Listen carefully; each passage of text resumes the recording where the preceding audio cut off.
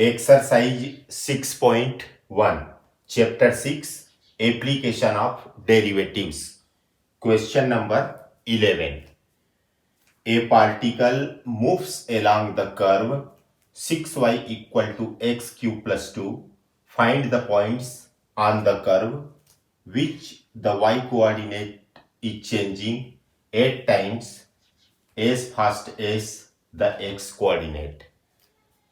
यहां पर जो कर्व का इक्वेशन है उसको हम पहले लिखते हैं। तो ये हो गया equation of curve 6y equal to x cube plus 2। इसके बाद क्वेश्चन में हमको दिया है y coordinate is changing 8 times as fast as the x coordinate. हमको क्या दिया है? According to question y coordinate is changing मतलब y कोऑर्डिनेट चेंज हो रहा है। तो चेंज को हम dy से डिनोट करते हैं। y चेंज हो रहा है तो dy। कैसे चेंज हो रहा है? x जो चेंज हो रहा है उसका 8 टाइम्स है मतलब dx का 8 टाइम्स है। तो y में चेंजिंग dy हुआ, x में चेंजिंग dx हुआ और dy dx का 8 गुना है। ये क्वेश्चन में लिखा है dy बाई dx। इस dx को नीचे ले आइए तो ये बचा यहां पर 8। अब इक्वेशन नंबर 1 से 6y equal to x cube plus 2, ये हो गया 6। डिफ्रेंशिएट करेंगे दोनों साइड का तो y का differentiation dy by dx equal to x cube का डिफ्रेंशिएशन 3x स्क्वायर और 2 का तो 0 होता है। ये हो गया 6। dy बाई dx की वैल्यू यहां पर 8 है तो ये हो गया 8 इक्वल टू 3x स्क्वायर। 6 8 जा 48 equal to 3x square. 48 upon 3 equal to x square. तो x स्क्वायर इक्वल टू क्या आएगा? 16। 3 1 जा 3 और 1 6। तो x इक्वल टू आएगा प्लस माइनस 4। अब x की जो वैल्यू प्राप्त हुई है +4 और -4 उसको इक्वेशन नंबर 1 में रखना है। सबसे पहले x इक्वल टू 4 रखेंगे। इक्वेशन नंबर 1 है 6y equal to x cube plus 2। 6y equal to x cube यानी कि 4 cube plus 2। 6y equal to 64 plus 2 ये हो जाएगा 66। तो y की वैल्यू आएगी 11। 6 1 जा 6। तो पॉइंट क्या मिला हमको? x इक्वल टू हमने 4 रखा तो हमको मिला 11। तो 4 11 पहला पॉइंट है। अब x की वैल्यू -4 रखेंगे इक्वेशन नंबर 1 में। 6y equal to x cube plus 2। 6y equal to x के जगह पर -4 का क्यूब प्लस 2 -64 प्लस 2 ये हो जाएगा -62। तो y की वैल्यू क्या होगी? -62 और 6 आ जाएगा नीचे। इसको 2 से कटाएंगे तो 2 3 जा 6 और -31। तो पॉइंट क्या मिला हमको? -4 रखने पर हमको मिला -31 अपॉन 3। तो कर्व पे 2 पॉइंट हमको फाइंड करना था। तो पहला पॉइंट 4 11 और दूसरा पॉइंट -4 -31 पॉइंट अपॉन 3।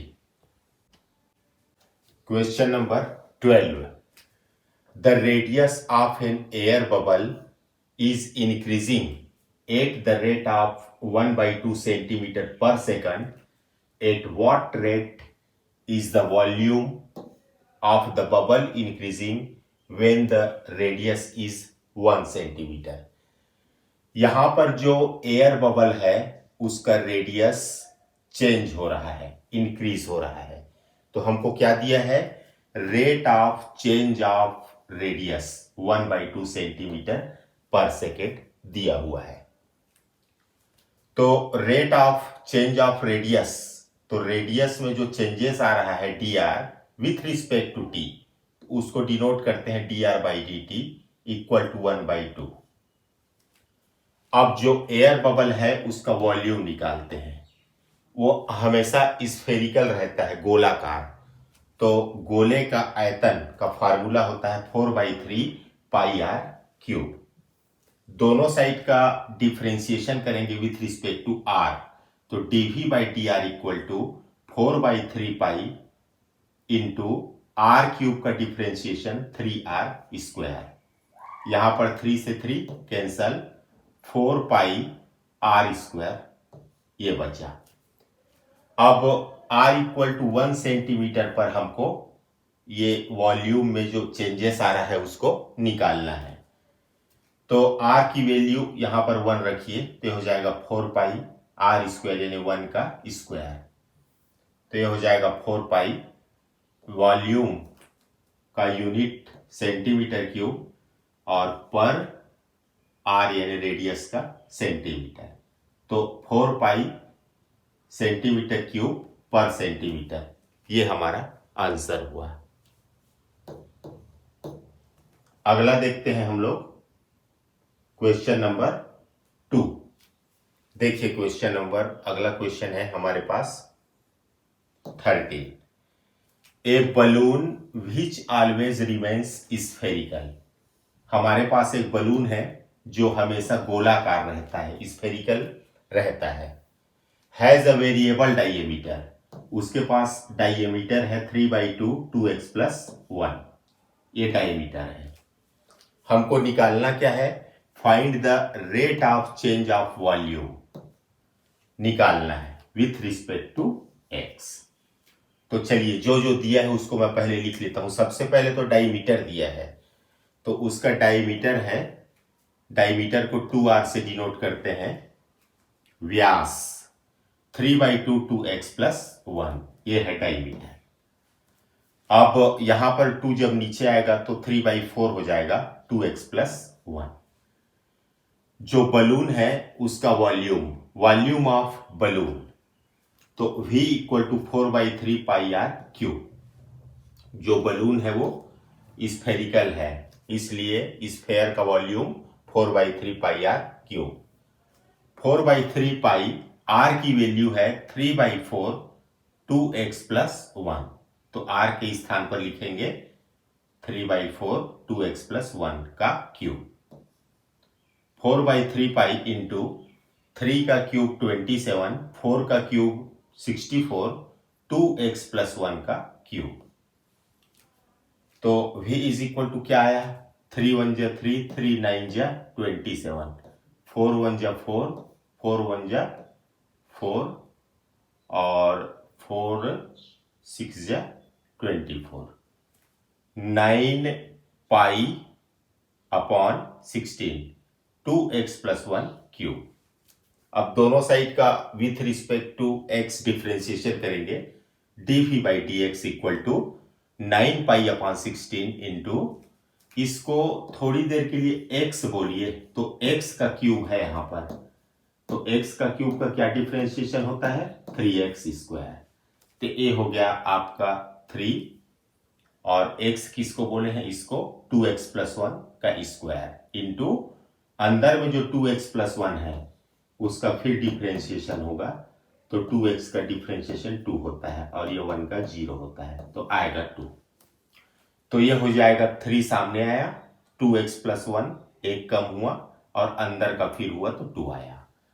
अब यहां पर 2 1 जा 2, 2 8 जा 16, 9 3 जा 27π/8 2x + 1 स्क्वायर। वॉल्यूम का यूनिट सेंटीमीटर क्यूब पर और x की यूनिट सेंटीमीटर, ये हमारा आंसर है। Question number 14। Sand is pouring from a pipe at the rate of 12 centimetre cube per second. The falling sand forms a cone on the ground in such a way that the height of the cone is always 1/6 of the radius of the base. How fast is the height of the sand cone increasing when the height is 4 centimeter? यहाँ पर एक रेत है, वो जो रेत है वो पाइप से बाहर गिर रहा है। उसके जो गिरने की दर है, जो रेट है, वो है 12 सेंटीमीटर क्यूब पर सेकेंड के हिसाब से पाइप से रेत गिर रहा है। और गिरने के बाद वो कोन के रूप में बन जाता है, शंकु के रूप में ग्राउंड में गिरने के बाद वो बन जाता है। और कैसे बनता है? Such a way that the height of the cone is always, जो कोन की हाइट है वो हमेशा 1/6 है किसकी? रेडियस के। तो हमको पता करना है rate of change of height में परिवर्तन की दर। कब? जब हाइट हमको दिया है 4 सेंटीमीटर। तो इसको बनाएंगे तो आसानी से समझ में आएगा।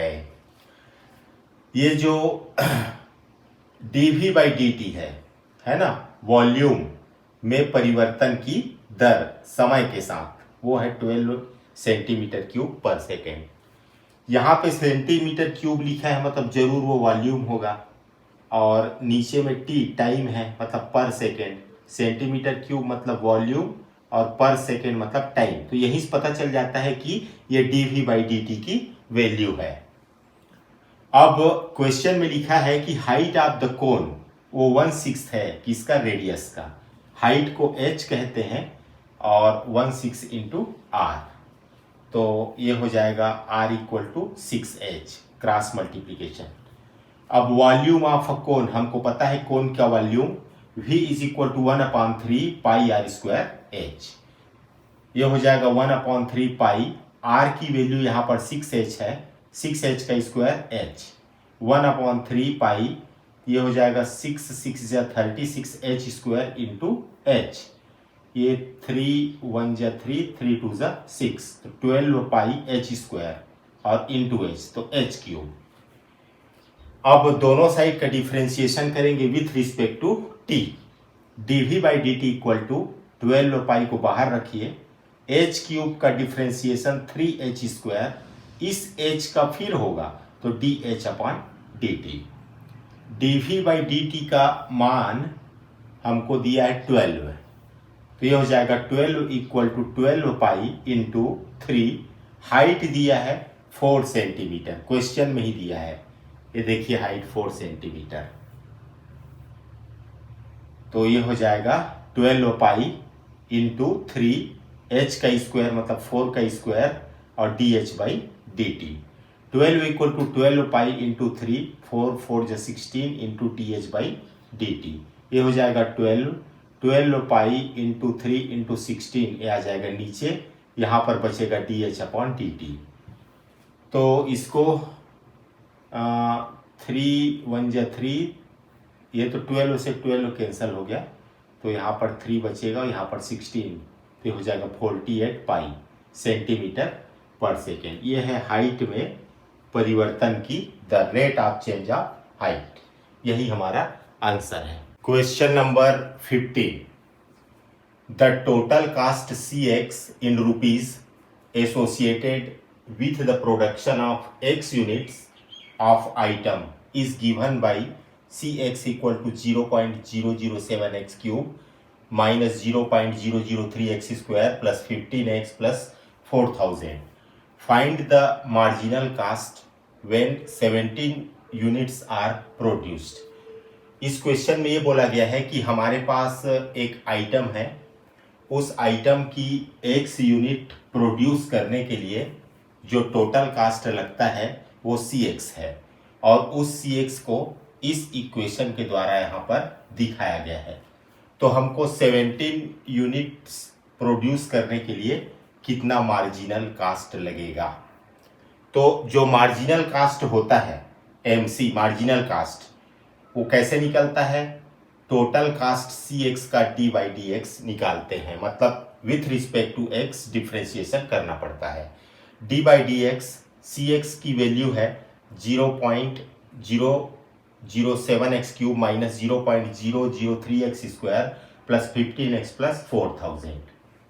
तो 0.007 x³ का differentiation 3x² minus 0.003 into x² का डिफ्रेंशिएशन 2x प्लस 15x का 1, इसका 0 होगा।